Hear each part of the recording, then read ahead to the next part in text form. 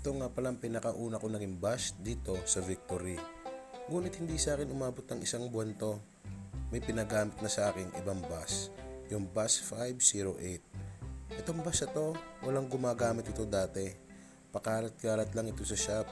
Dahil lang sabi nila, sirain nga daw itong Volvo. Pero ako, sinaga ko na rin at nagulat ako dahil maganda rin pala yung performance niya. Sadyang kulang lang sa alaga. Dito rin pala ako nakilala ng gusto sa Zambales. Shoutout sa mga taga Zambales dyan. By this time, may extra na nga pala ako sa pagtuturist.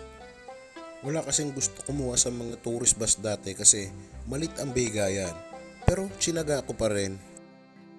At nung una sa Maynila lang ako nagtuturist hanggang nung pagtagal-tagal ay unti-unti na ako nilalayo. Nakakarating na ako ng Batangas, nakakarating na ako ng Bagak, at minsan naman nagagamit ako sa mga school field trip.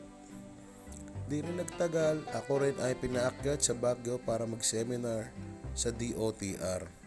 At napakarami kong natutunan kung paano makipagsalamuha sa mga turista.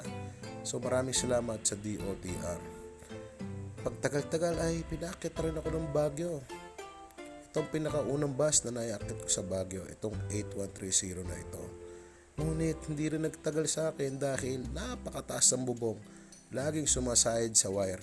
Kaya ako naman ay nagpa-seminar na dito sa MAN. Ito nga pala yung pinakaunang MAN na nagamit ko, no? At gulat na gulat din ako, napakalakas pala ng power nitong bus na ito. Hindi rin siya basta-basta dahil medyo mahirap timplahin yung clutch. Shoutout nga pala dyan sa mga taga Caloocan. Sila yung lagi nag-aalaga ng bus ko. At ayan na nga, nung nagman na ako, dito na talaga ako nakasa sa pagtuturist. Kung dati-rati ay lagi ako may kasama sa pagtuturist, nung nakaman na ako, solo na ako lagi sa takbuhan. At dito na nga rin pala ako nagamit sa Lakbay Norte.